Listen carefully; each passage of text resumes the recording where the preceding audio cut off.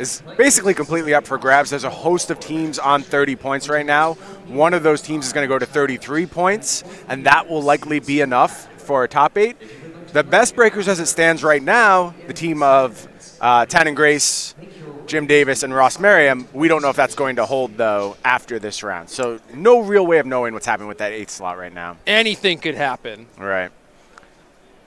So here you see Matthew Hoey leading on sleight of hand. Jerry? Training wheels. Thank you. Meanwhile, Syed just going to play a Mishra's Bauble as well as a fetch land. Passes the turn back to Hoey. Second play, sleight of hand. Jerry? Training wheels. Thank you. So this situation, right, is exactly what I'm talking about, where Opt would be just as good because Hoey doesn't have a second land. He knows exactly what he's looking for. If the top card is not a land, he's going to push it to the bottom and get the second one. Mm-hmm. And you could argue that maybe the top card is slightly better than the second one. Right. And at that point, you know, maybe you want to take the Arclight Phoenix instead of the Lightning Bolt or whatever. But realistically, I think when you're cantripping, you are looking for something very specific, and then at that point, nothing else really matters. Either you find it or you don't. Hoey cast 2 sleight of hands there. Could not find a second land anywhere in the top of the deck. Low land count, and that is kind of what you get sometimes. I think you get it in good effectively a lot of the time. Mm-hmm. You have good percentage chance for being able to hit your second land drop, hit your third land drop, whatever. But sometimes you brick. For sure, and here's a card you mentioned, Jerry, Damping Sphere. That's going to prevent these kind of explosive turns that we're used to seeing from Izzet Phoenix, possibly limiting the deck to just 1 spell per turn. Let's see, here's Thing in the Ice. No creatures to bounce in the Whir Prison deck. But it's a clock, and that aspect is important because once the Whir Prison deck gets online, there are virtually no outs for the Izzet Phoenix deck, especially in Game 1. Mm-hmm. And you know what card they really don't have any outs to? Ensnaring Bridge. What if that card is backed up by Welding Jar? Even better. And Syed presently has access to all of those cards. Still just trying to empty his hand first. Not really under the gun very much because of the Damping Sphere. It's, I think, impossible for Hoey to just flip Thing in the Ice this turn. I think so too. Gonna go ahead and cast a Faithless Looting. That will take one of the ice counters off Thing in the Ice. Draw 2 cards. Finds a Pyromancer's Ascension. We have Phoenixes to pitch. How the heck do we generate the mana to possibly play 3 spells in a turn under a Damping Sphere? I mean, Pyromancer's Ascension plus Manamorphose to copy it. That will kind of get you there. But under the Sphere, with 3 mana, he can only play 2 1-mana spells. Yeah, and there you see Hoey just having to pass the turn back to Syed. Zan has the Thopter Sword combo online, ready to go. Just an embarrassment of riches here from Zan. There's the Ensnaring Bridge. It's backed up by Welding Jar. There's an Academy Ruins on the battlefield. Just in case. Just in case. I don't know that Hoey has any way out of this situation. Like, the best thing I can think of is setting up Pyromancer's Ascension at some point and just basically comboing off with Lightning Bolts. But there you see the Pyromancer's Ascension. Let's see if Hoey can actually put this game plan together. It's going to be slow going, though, because of the Sphere. So Hoey does have an instant speed cantrip in Thought Scour. He's going to be able to use that on Zan's turn, but that's not going to generate a counter on the Pyromancer's Ascension. It is going to remove a counter from Thing in the Ice, but that's not really doing much under the Ensnaring Bridge anyway. So it is basically all about Pyromancer's Ascension, and I think it's going to be about another turn cycle and a half until that thing is actually transformed. I think you're right, and there's also just the problem that Zan is capable of gaining some life here with the Sword of the Meek Thopter Foundry combo. So you got to do a little bit of extra damage with that Pyromancer's Ascension. Yeah, and 5 mana available, he's going to be able to gain 5 life a turn, 1 for each land that he has. So that's super strong. He doesn't have a way in his deck, like we talked about earlier, Clock of Omens or Time Sieve, to be able to kill instantaneously. Right. But I do think this is probably going to be enough for Zan's side. And realistically, like, this game was over very quickly. I mean, Zan could have played Ensnaring Bridge on turn 3, but he knew that Hoey was stuck on land, so he didn't necessarily have to actually do that. Right. Hoey with Surgical Extraction in hand, as well as more copies of Arclight Phoenix. Like, against most decks, this would have been a very impressive draw from the Izzet Phoenix deck. And you see Zan there opting not even to make a token by sacrificing the Sword of the Meek. He could have done that. Hoey could have used Surgical Extraction, and then Zan could simply sacrifice an artifact in response to make another 1/1 to bring the sword back and actually counter the copy of Surgical Extraction. Right now, he's just playing around multiple copies because it's basically like the only thing he can lose to. Yeah, and he can afford to do that right now.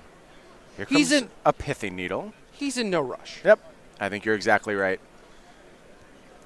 Scalding Tarn is my guess. Yeah. You got it. It did, in fact, name Scalding Tarn. Shut off a little bit of mana from Hoey's side. Here we have a second copy of Pyromancer's Ascension. Okay. That's going to allow him to actually assemble lethal, but now Zan's like, okay, maybe these things are threatening enough. It's time to actually get to work, start making some tokens, but more importantly, gain some life. Right.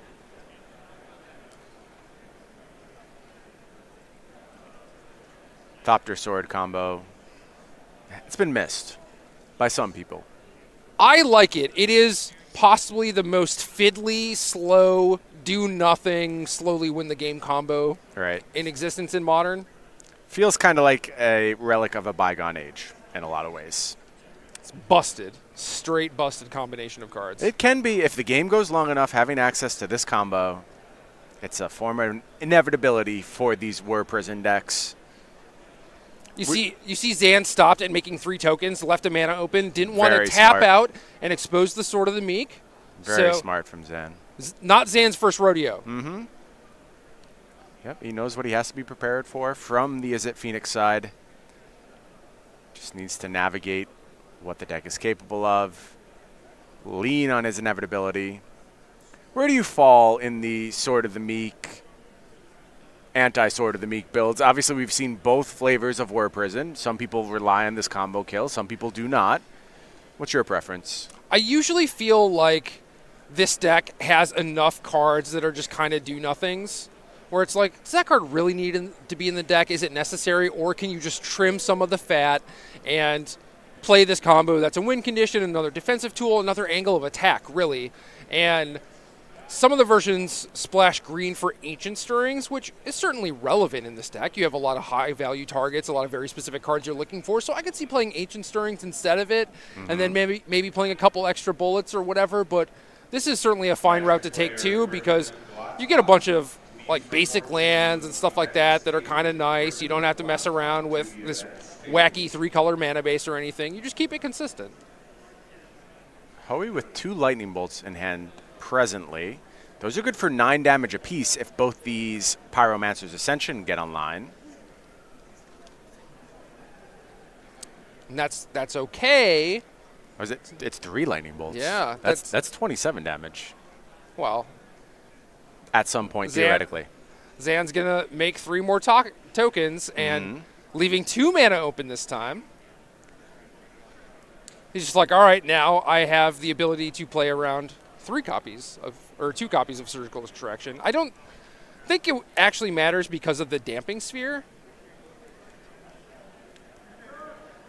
Yeah, that's true. Unlikely to be able to cast that many copies in one turn.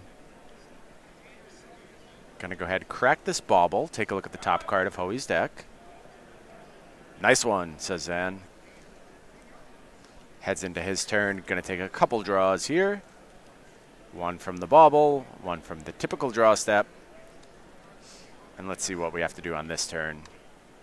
And if not for the damping sphere, actually, I feel like Hoey probably could have gotten Ascension active. Oh, I think so. And had a very busted turn involving Metamorphose. Yep. And it's possible he could have just found the last Lightning Bolt to kill Zan.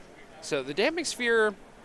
doing work. Yeah, definitely doing work. And, I mean, obviously the Izzet Phoenix deck is trying to play a bunch of spells every turn, but it still seems like kind of a weak card for the matchup. I'm not sure how many decks would actually be interested in bringing it in against Izzet Phoenix. Yeah, it's nice to have, though. Meanwhile, over on the Legacy side, Andrew Tenjum up a game. Death and Taxes over Izzet Delver. Couple of plays here from Zan. Going to go ahead and fire off a Collective Brutality, pitching Ensnaring Bridge. Let's see what the name is. I'm assuming we're going to be doing some discarding, probably. Gaining 2 life? Yeah, discard and drain are my picks here for sure. And Collective Brutality, nice combo with Ensnaring Bridge, allowing you to get Hellbrent and make that bridge as effective as possible while also insulating you from a fairly bad burn matchup. So pretty good card here, and Zan gets to check out the hand from Hoey, see how many surgical extractions he's working with, and basically just look for lightning bolts because that's really the only card that matters at this point. Yeah, he's going to find some when he goes ahead and looks at the hand, but it could be that this Collective Brutality is exactly what Zan needed to take away all fear in this matchup, gaining a little bit of a life cushion and dealing with one of those lightning bolts. You see why people are turning to this Whir Prison deck as an answer to Is It Phoenix, where basically none of Is It Phoenix's cards actually interact with the things that the Whir Prison deck is doing. Yeah, definitely not in Game 1. We come to Game 2, and people have started to make some concessions. We'll talk about that when we get there, exactly what Hoey's doing for the matchup. Yeah, sometimes you see a Shatter Storm, maybe in a Braid, Shattering Spree, things like that, but not the amount of targeted hate that you see towards something like Tron, Amulet, Dredge. Right. It's basically just a hedge. They're like, there's maybe going to be one person in the tournament that I'm worried about playing Whir Prison, and sure enough, in day 2, it's Zan. Yep, one person, exactly. He's there playing Spoiler, and again, 2 draws on Zan's team. I would imagine that he's responsible for at least one of them. So that is the potential risk of playing this deck. It does lack closing speed to some degree. So there is downside to playing it, for sure. You might be good against Is It Phoenix, but you're not great necessarily against the rest of the modern format. So you're really taking a gamble. Yeah, I think that's fair. But as this Phoenix deck takes up more and more of the metagame, that gamble becomes easier and easier to take. I'll note that Hoey's build does have 3 copies of Pyromancer Ascension in the main deck, that card becoming more and more popular. Absolute Mirror Breaker, fine here, I think. I think it's an alternate path to victory that these decks can really leverage. And like we said, if not for this Damping Sphere, I think Hoey wins this game. Possibly. I think Zan would have to go a little bit more wild, play a little more loose with his Thopter Sword combo. And maybe then he just gets tagged by Surgical Extraction and loses the game. Could be. Could be. But yeah, definitely Damping Sphere doing a ton of work. Going to go ahead and flashback Faithless Looting here. That is going to put both those Pyromancer Ascensions online, and it's going to flip Thing in the Ice as well, dealing with those Thopter tokens presently. So give Hoey a little bit of reprieve. Hoey draws 2 here. He's going to be facing down 4 power from the Thopter Sword combo at 5 life, so he's definitely going to get another turn. I just don't know how helpful it's going to be. Thing in the Ice not able to attack through the Ensnaring Bridge. Wouldn't really be able to attack through the Thopters anyway, so not really a big deal. Yeah, the prison is well and truly set up at this point. It's kind of a small prison, just an Ensnaring Bridge. Yeah, it's not like Lantern Control where they just completely lock you out of draw steps. This deck is all about just shutting off the things that you can do that matter. Yep, options. I would say this is a deck about options. I would agree with that. That's a good way of putting it. Whir of Invention, a clutch new print for these artifact-based archetypes.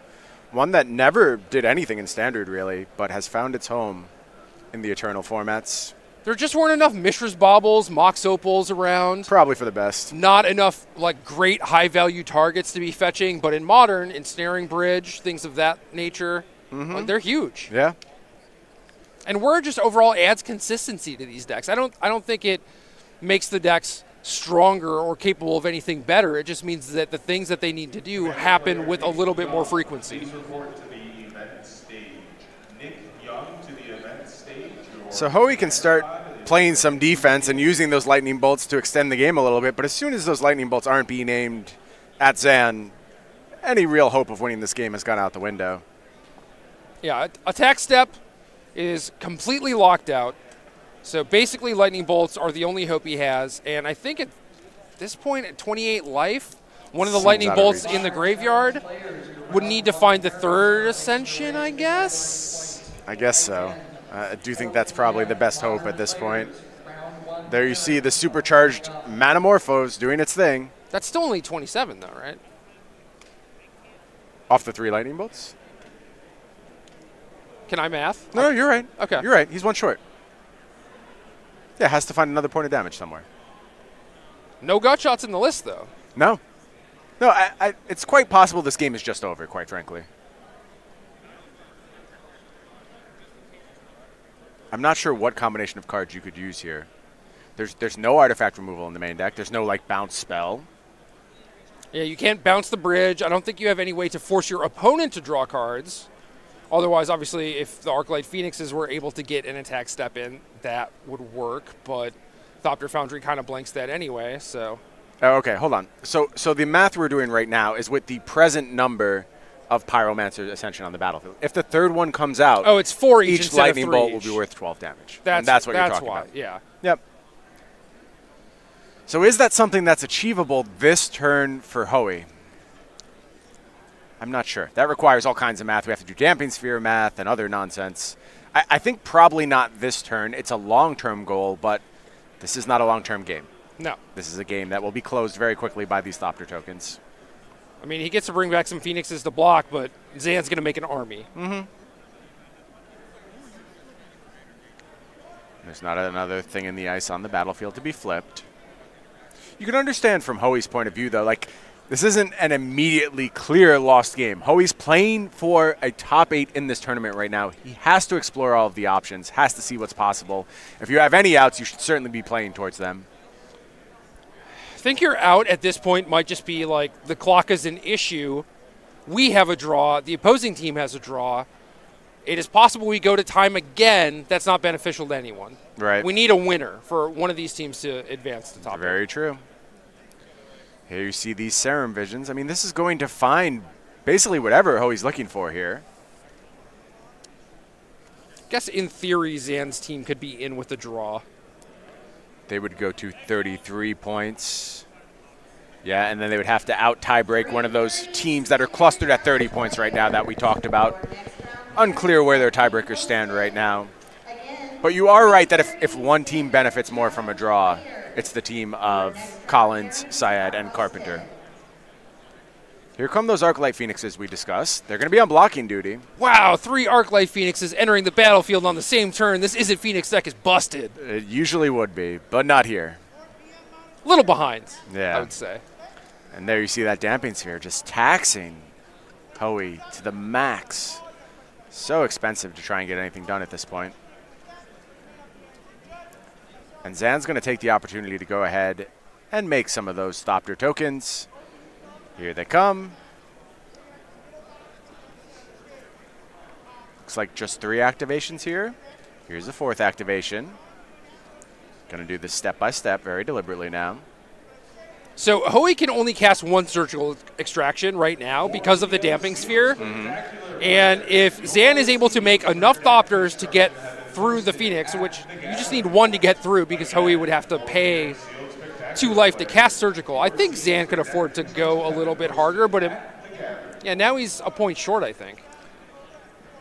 Yeah, I think you're right. Here come the attackers. Can make 3 blocks with the Phoenixes, only allowing 2 Thopters through.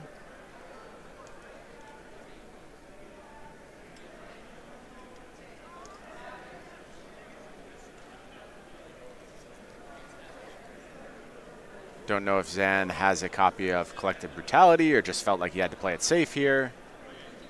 I think when he's thinking about how many Surgicals he can afford to play around, he might not necessarily be taking into account Hoey's life total or the Sphere, which is completely understandable. Right. Obviously, there's a lot of stuff going on in this game, and I've certainly had this happen to me, you know, especially on camera in important matches. You know, you just lose track of some of the details. I think that's completely reasonable. 2 damage is going to get through, dropping Hoey down to 1. There is 1 more copy of Brutality in the list. Don't think Zan has it in hand presently. Going to go ahead and sacrifice Mox Opal. Making another Thopter. Here's another Mox Opal.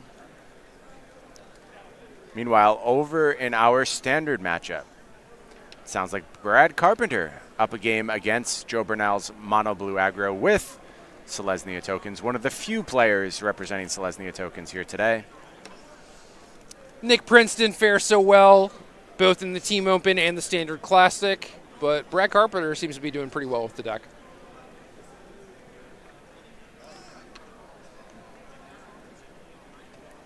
You know, I think it's a completely understandable and defensible mistake on the part of Zan.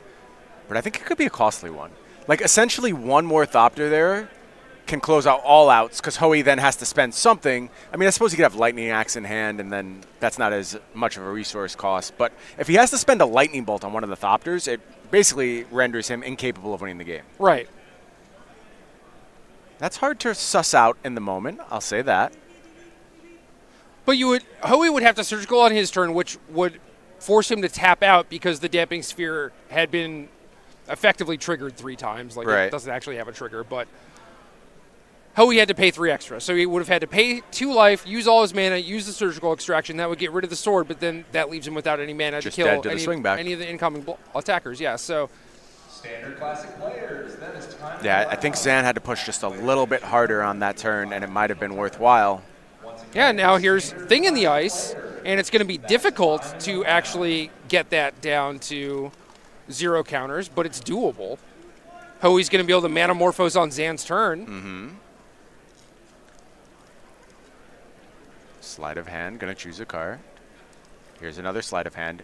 Are 3 sleight of hands still training wheels? They still qualify? I'd still prefer Opt. Okay. So Hoey picks up another copy of Manamorphose, which means he can pass the turn, cast Manamorphose, copy it twice, get up to 6 mana, play multiple spells, transform that Thing in the Ice, remove the incoming attackers, and then maybe he gets another turn. And then, you still have to do this dance of, like, playing Ascension, getting that Ascension active.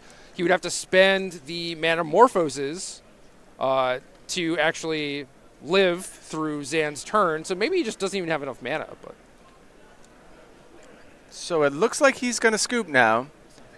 I'm not sure what Zan exactly showed Hoey there that finally convinced him to scoop. Well, he made a bunch of Thopters. Maybe Matt didn't think that he could transform Thing in the Ice on his opponent's turn, or maybe Zan finally got out of range. So 3 Lightning Bolts left, 3 Ascensions. That's 12 apiece, 24, 36. So, yeah, if Zan just goes to 37, that's it. Yeah, that might have been enough. Why don't we go ahead and take a look at the sideboards here. Over on Zan's side, we are looking at 4 Unmoored Ego, 3 copies of Tezzeret, 2 Psy Master Thopterus, 1 Battle at the Bridge, 1 Swan Song, 1 Torpor Orb, 1 Muddle the Mixture, 1 Chalice of the Void, and finally, that beautiful one of Jester's Cap. Can you call it a fun of when you're like this toolbox tutor deck? If you can call any card a fun of, it's definitely Jester's Cap. Regardless of what else is going on. Right. Okay. I will allow that. Jerry, what do you like here on Zan's side? Man, I don't know. There are things like Tezzeret where it's like, is it supposed to come in this matchup? I have no idea. I would guess not. I could see things like Psy, Swan Song, maybe Muddle the Mixture. Chalice of the Void is definitely coming in. The cap, I assume the cap is for some sort of combo deck, but it's so weird because they generally have 4 ofs, right? And the cap only gets 3 cards. Yeah. But it's a fun of. We're having a good time here. We're playing Jester's Cap, Hey, if we get to get Jester's Cap on camera on the SCG Tour for maybe the first time ever, that might be worth it. Maybe it's just like, your opponent's going to bring in a Shatter Storm. You just want to preemptively deal with it with Jester's Cap because you don't have access to fight on the stack. That seems so roundabout and awkward. I would just not want to do that. We'll have to see what Zan says here. I think this deck's still being very much figured out and the plans being very much figured out. So I don't know exactly what Zan's going to do. Meanwhile, over on Matthew Hoey's side, we are looking at a copy of Surgical Extraction, 1 Anger of the Gods, 1 Keranos, 2 Abrade, 2 Spell Pierce, 2 Ravenous Trap, 2 Dispel, 2 Blood Moon, 1 Beacon Bolt, and 1 Shatterstorm. What do you like, Jerry? Shatterstorm, Spell Pierce, Abrade, Keranos, maybe Surgical Extraction, maybe Blood Moon. I don't feel like Dispel really has enough targets, but it's possible if you're looking at your deck and just saying, like, hey, I have so many dead cards. Right. And this card at least counters Whir of Invention. Maybe Zan has some counter spells or something else lurking in his sideboard that this would have other targets for. Cool. What do you see as being dead here in the matchup for the Is It Phoenix side? Obviously things like Lightning Axe, unless you're afraid of Psy Master Thopterist, I don't think you can really afford to leave in Lightning Axe trying to account for that card. Things like maybe some of the creatures you want to trim just because it's so unlikely that Thing in the Ice ever makes an effective attack. We saw it buy some time there, but it didn't really accomplish anything. Yeah. Thing in the Ice is a little slow, but it's still a threat. You still need to keep a high amount of threat density, because you need to stick a threat early in order to actually beat this matchup, because you're not winning a long game. They're going to lock you out, absolutely. You need to put a clock on them. You need to pressure them. Okay. So for that reason alone, maybe the 4 copies of Thing in the Ice stay. Crackling Drake is probably the one that I would look at for actually shaving on.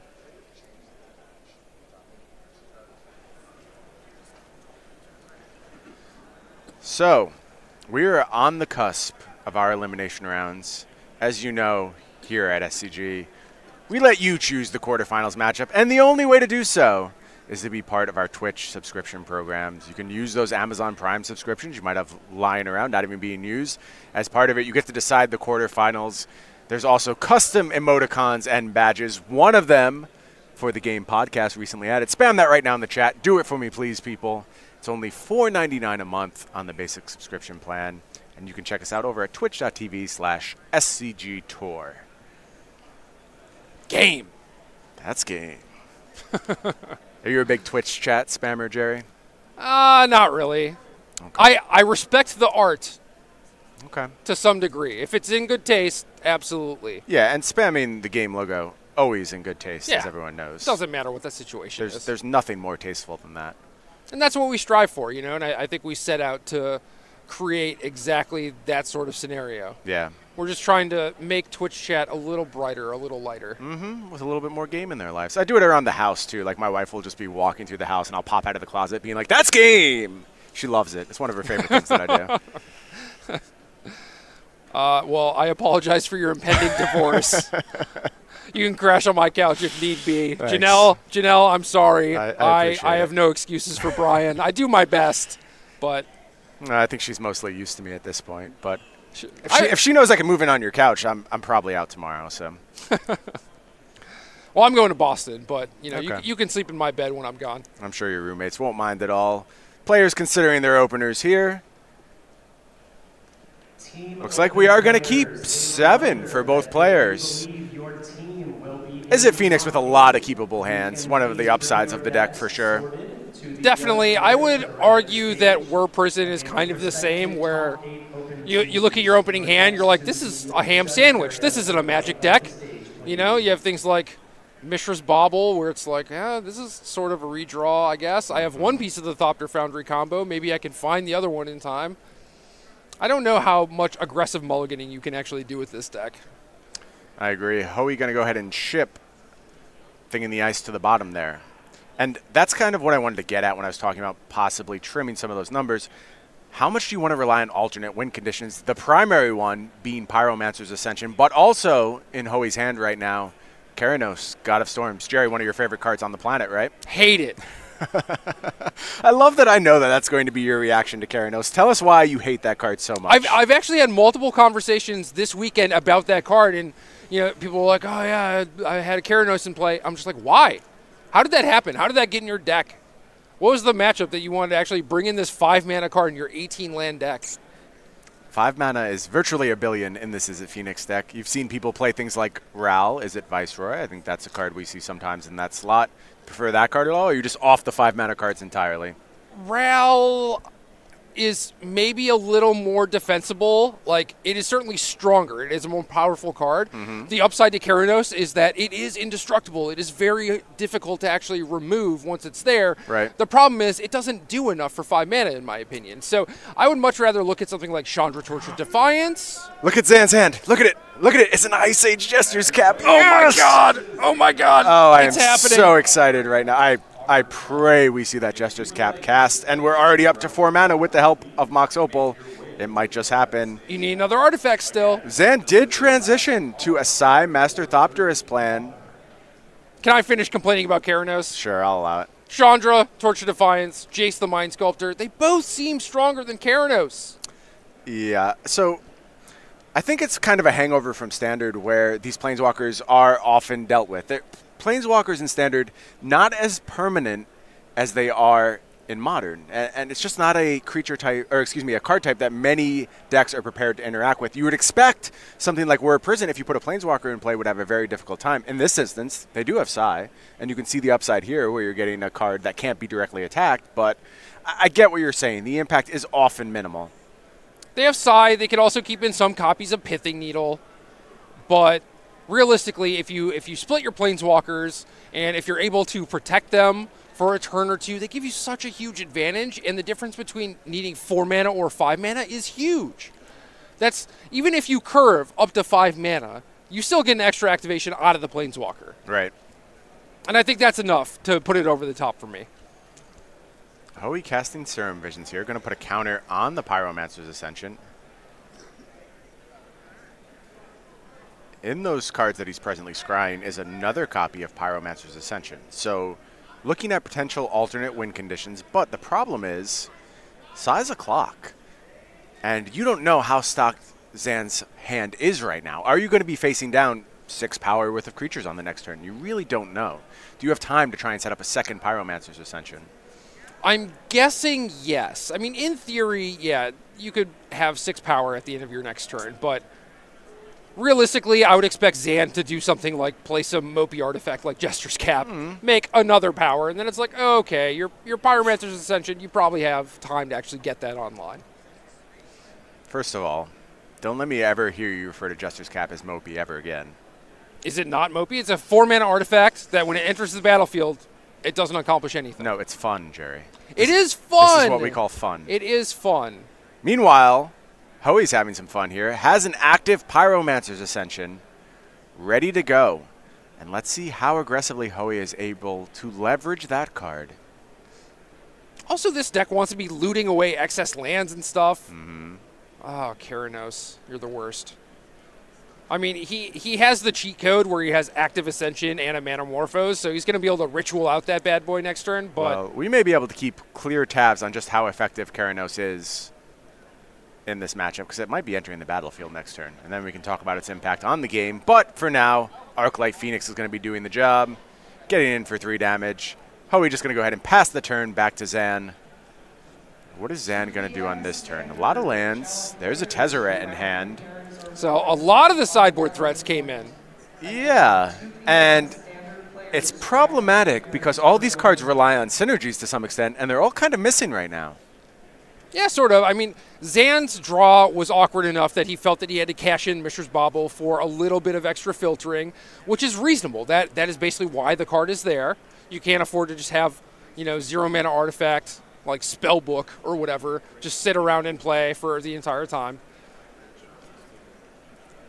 So yeah, his hand's a little clunky. He's lacking in artifacts, cheap artifacts specifically. Tezzeret, not super impactful. And Xana's got to expect that Hoey knows that he has to be the beatdown in this matchup. And Hoey, for sure, wants to be the beatdown in basically every matchup. Yeah, go ahead and read that Jester's Cap, Hoey. If you haven't been playing for 20-plus years, you may not have ever seen that on the battlefield before. For someone like me, this is a dream come true. And Jester's Cap has come down, doing absolutely nothing at the low, low cost of 4 mana. Happy to sit on the battlefield. And it's going to take what exactly from Hoey's deck when it finally triggers? It is up to Zan. Okay. Can take any thoughts? Literally whatever. Probably the Shatterstorm. Okay, take the Shatterstorm. It doesn't seem like that's what this game is about, though, right now. And now you've invested a lot of mana in this Jester's Cap. And don't get me wrong, we're having a great time. That's what's really important right now. It also came with a 1/1. Okay, yeah, it made a 1/1 as well. 4 mana, make a 1/1. That's not bad. Activates Metalcraft from Mox Opal. Get a little rebate on that thing. Oh, this card is just busted then. Yeah. Speaking of actually busted cards, how about Manamorphose with an active Pyromancer Ascension? Oh, yeah. That's the stuff. Yeah, that's a good one. Drawing a bunch of cards, making a bunch of mana. See, Hoey's in the situation, though, where it's like, oh, yeah, you could cast Keranos. I'll just do literally anything else instead. Yeah, every other plan is better. You are not wrong, Jerry. So I like Lightning Bolt being copied by Pyromancer's Ascension just as much as the next person, right? But for whatever reason, I see Hoey assembling this combo of a Braid plus Pyromancer's Ascension, and I'm very, very happy. Because, I don't know, just creatures are easy to kill, right? Right. They're just so flimsy, not a lot of toughness. Lightning Bolt kills most of them. Artifacts are tough to kill. Does Hoey fear the Jester's Cap? I think he does. I think he just pointed that a Braid at the Jester's Cap. Listen, just because he's killing the Jester's Cap with a Braid doesn't mean that he's scared of it. Absolutely terrified of Jester's Cap. He knows if that Jester's Cap is activated, the game ends on the spot. There's nothing he can do. Not true. Inquest told me that was the top card in Ice Age. I am led to believe what they say. SCG Tour now sponsored by Inquest. Just kidding. Just kidding. I do not think they are doing particularly well these days. Neither is that Jester's Cap, though. I have some updates from our other matches going on. I'll tell you real quick. The team of Grace, Davis, and Merriam won their match. But the team with the second best tiebreakers, Johnson, Uppel, and Fogel, also won their match. It's going to be a sweat for those teams as we make the top 8 announcement. No way of knowing which one is ultimately going to be a top 8 participant. Nothing I like more than a good sweat. Here is a Transmuted Talaria West. What 0-mana card do we go get here? Summoner's Pact, right? That's just the default one? Well, that's what I always get. But I don't think that's going to help Zan here, facing down these 2 Pyromancers Ascension. But here's an answer. A slow one, but an answer. You say slow. I mean, he's trading 4 mana for 4 mana. But yes, letting Hoey untap with an active Ascension, probably not going to end well. Yeah, bad news. Here comes down a Welding Jar. That's going to go ahead and make another 1-1. Look at all that sick value. Syed bringing the beats, dropping Hoey down to 15. Zan now ahead in the life race. I believe that means he's winning. Very important life race. Funny, despite all that mana on the last turn, Keranos remains in hand. Weird. Doing almost nothing. It's like Hoey had better things to do with his 5 mana. Zan thinking carefully here whether he wants to deploy this Engineered Explosives right now. It's interesting. You have Welding Jar to protect it. Right. It will save you mana. It will generate an extra Thopter on this turn, which could be relevant if Arclight Phoenix comes back. Maybe you want to double block that thing again. And Zan has a Whir of Invention in his hand, too, so making an extra artifact and not having to spend the extra 2 mana next turn could be vital. You're not wrong, but it's going to be real tough for this Engineered Explosives to make it through this turn. And there's also a small looming problem, and that's the fact that Shatterstorm is a weird card. It reads, destroy all artifacts. They can't be regenerated. Which is such a strange clause for a card like this to have. But it's an old card. It's weird. It's outmoded. But it's very effective against Welding Jar. It wasn't strange back then. No, it wasn't. Everyone had this rider text. It wasn't. Regeneration basically didn't do anything. Yeah, this was the Red Wrath of God. Yeah. It's like, yeah, in theory, regeneration helps your creature survive in combat. No one was doing creature combat back then. Why bother? It was all balances and Zurin Orbs and Black Vices, just a bunch of nonsense. Shatterstorm first appearing in Antiquities, of course. Here you see a Faithless Looting. That's going to be copied. So we're going to Faithless Looting twice. Going to get to pitch an Arclight Phoenix here. Very nice.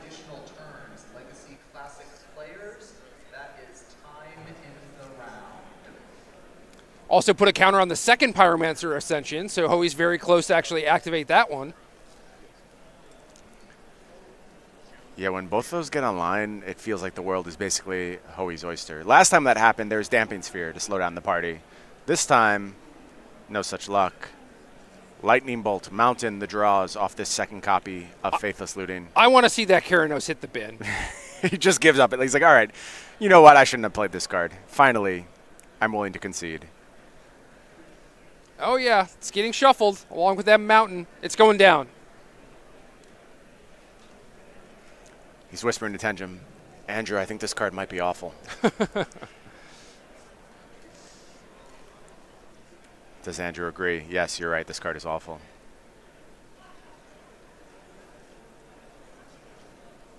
Oh! No. Andrew says, great. Can't afford to pitch it. Please hold on to it. Hold on to that Keranos for dear life. Meanwhile, here's we might need that. Looting. That's going to activate that second copy of Pyromancer's Ascension. Let's go ahead and take a look at some more cards. Thing in the Ice, not what we're looking for. Still really want that Keranos. There's a Thought Scour, I believe, is one of the cards. You want to discard Ancestral Recall instead of Keranos? Oh! There's the Shatterstorm. Big pickup. Big pickup. What? You're going to discard the Shatterstorm? This is a commitment and love of Keranos, the likes of which I have never seen. This is incredible. Gonna point 2 of these lightning bolts at the Psy, 1 at Zan. Zan going to fall to 12. Gonna grab 2 Arclight Phoenixes from the bin.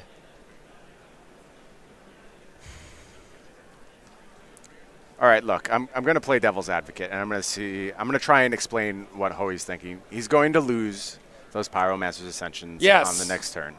Needs a way to rebuild. He sees Keranos as a long-term threat with Zan only at 12 life. Eventually, Keranos will find a way to end this game. He does not believe Zan has any possible outs to the card. You say, just draw 3 cards, you'll figure out what to do at that point.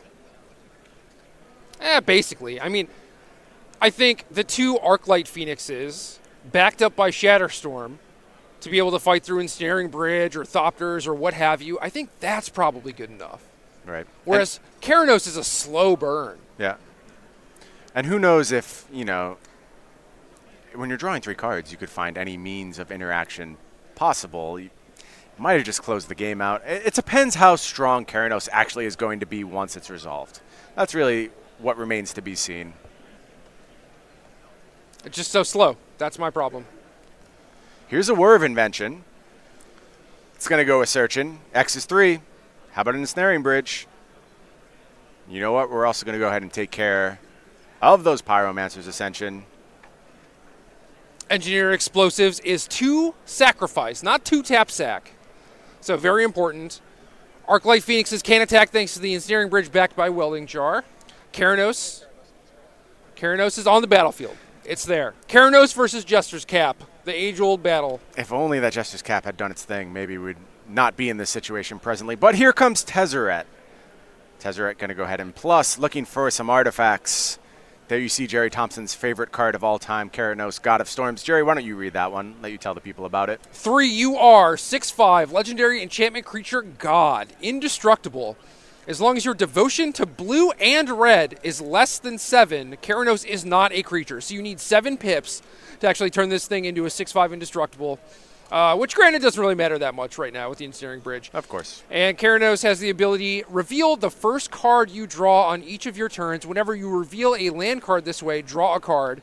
Whenever you reveal a non-land card this way, Keranos deals 3 damage to target creature or player. So either you are lightning bolting something or drawing an additional card each turn. Yeah, and we went ahead and revealed Thing in the Ice, dealing 3 damage to Zan. Zan, meanwhile, the damage was redirected to Tezzeret. Tezzeret's going to tick up again, look for another artifact. What happened if Shatterstorm happened instead of Keranos? Bridge would be gone. Obviously, Zan would have gotten to pick up something additional with Tezzeret, but then the Tezzeret would be gone too. Right. Here's an Inventor's Fair entering the battlefield, along with Chalice of the Void. And a Whir of Invention. In response to a Thought Scour. What is this going to find? It's going to go ahead and complete the Thopter Sword combo. And now, what is this Keranos supposed to do? How is it going to carry Hoey to victory? Keep in mind, there's no Snapcaster Mage in Hoey's list. That Shatterstorm is not going to be cast in this game. It's gone. And there's only 1 copy. There's 1 more copy of Abrade, right? We saw 1 spent. I don't believe we saw a second one hit the graveyard. I agree. And there's Welding Jar sitting there ready to deal with that.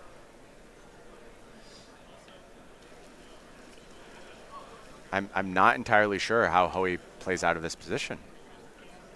Going to go ahead and Thought Scour himself again. Well, it basically feels like Ensnaring Bridge is going to be on the battlefield. It just lives there now. Here's a land, going to get to draw another card. It's another land. How exciting. That Slight is now dead due to that Chalice on 1. Just going to pass the turn back to Zan, and Zan has the Thopter Sword combo ready to go with a bunch of mana. Also the Inventor's Fair gaining him a little bit of life. Sure. Tezzeret ticking up. Sure. Ready to ultimate very soon. Sometimes we come into these games with some bias, some already held opinions, and the games play out in such a way that make us look foolish. We have to stop and reconsider our stance. I have a feeling you will not be reconsidering your stance on Keranos at the end of this match.